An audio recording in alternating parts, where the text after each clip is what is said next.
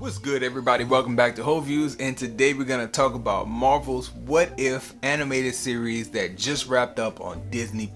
Subscribe to my channel if you like having conversations about movies, you like having gun discussions, you like seeing trailer reactions. All those things are things that we do here on the channel. Please subscribe if you want to be around for any of those things. Hit the notifications and please like the video if you do like the video. Question for this video here is, how would you rank the Marvel What If series episodes? Because that is my focus here.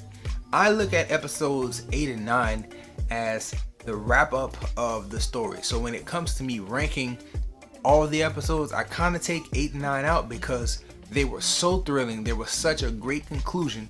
It had me on the edge of my seat throughout watching the entirety of both episodes. But knowing the build up that it took to get to that point, I kind of take episodes 8 and 9 and put them in a league all their own. I take them out of my ranking, out of my lineup. So I'm going to go through here with you all and rank where I feel episodes 1 through 7 should fall in terms of how much I enjoyed it and how much I would be willing to rewatch it. What's the rewatchability of each episode? So let's start off with my personal number 1, which would be T'Challa Star-Lord. Personally, this episode is my favorite to watch and revisit, mainly because it hits a lot of the beats that we get in the first 2 Guardians movies, as well as giving you that Black pride that I felt watching Black Panther, as well as having us hear Chadwick Boseman voice the character of T'Challa one more time, and then give some incredibly well-timed and heartfelt moments to that character via Yondu. I enjoyed it very much.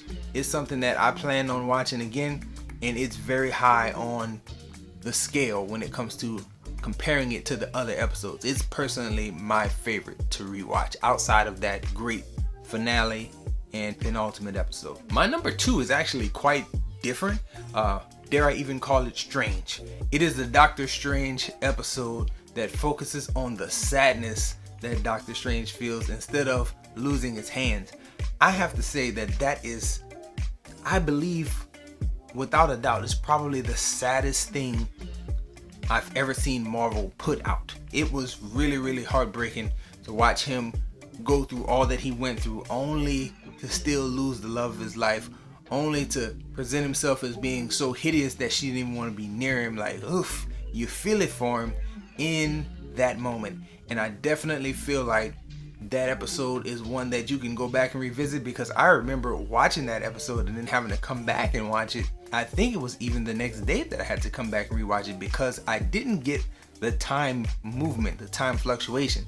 And just little things like that can bring you back to an episode, and I feel like the Doctor Strange one is one that is worth revisiting.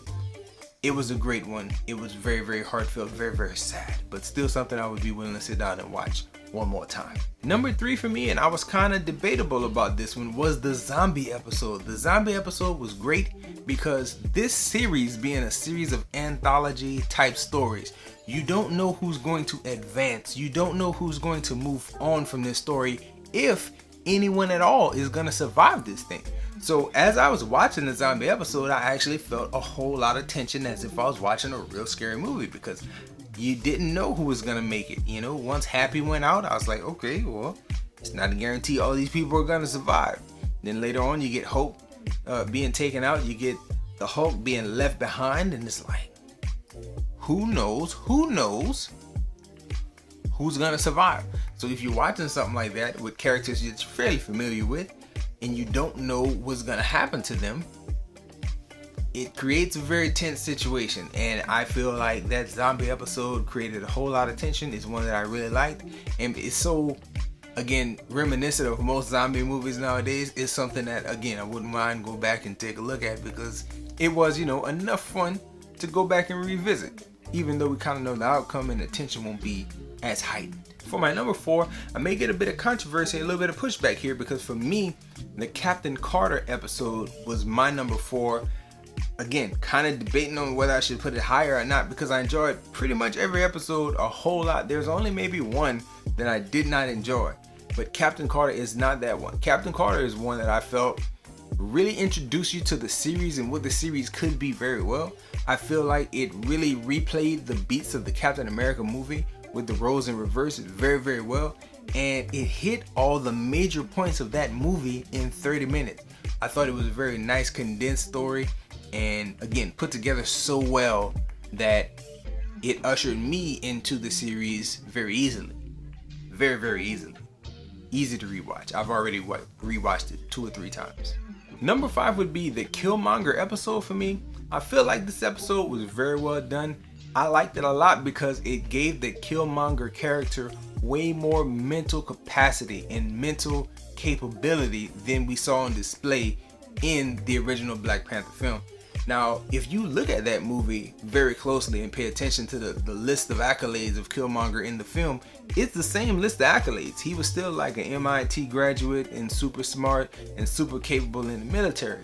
The big difference here being this episode focused on him, so it had enough time to breathe and let you see his tech capabilities that were not fully on display in the Black Panther film. Again, we know that Black Panther was focused on Wakanda and T'Challa and building that world, but this episode did great justice to the Killmonger character.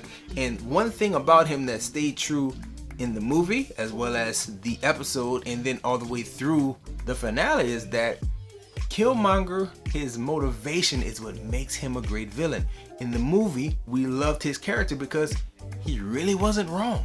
And the same thing comes up here in the finale episode where Killmonger proposes something that seems like maybe this is bad, but at the same time you do have a great point when we stop and think about it. Great use of the Killmonger character in that episode and in the finale. My number 6 would be the losing all the Avengers, losing the world's mightiest heroes episode. The reason why that one is lower for me is because I called it forgettable in the pre-production meeting. Not because it wasn't a good episode. It was a great episode when you watch it the first time. But after I caught up on the entire series, and we were talking about this before the finale dropped, we listed all the episodes, and in that list, we could not think of this episode, the episode where all the Avengers got taken out.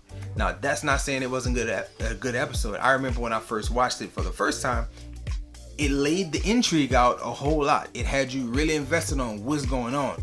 But I believe every person who knows comics or follows the MCU, when you heard the line, "It's all about hope," we all knew that it was about Hope Van Dyne, and the comic book readers probably know this is related to the crazy version of Hank Pym, who eventually turned into Yellow Jacket. In the comics, he was like a wife beater.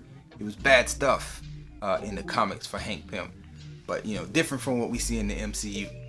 And I seen this episode as one that was very, very good in the moment, but when you look at the scope of everything else, it was kind of forgettable because we actually forgot it when trying to make this list. And my number 7, and I'll just be quite honest, the Thor episode. I'm not gonna say that I didn't like it. It was funny. It was a cool story, but when it came to comparing that to everything else, it's probably be the last one that I would revisit. I did enjoy the Kat Dennings character. I think it was still voiced by her. I enjoyed her interjections and her little funny moments and stuff, and just seeing Party Boy Thor, like, that was cool. But when you compare that to T'Challa, you compare that to Captain Carter, you compare that to Killmonger, even the zombie episode just had more to it than Party Boy Thor. Like, so that's kind of where I landed with that one being my last one.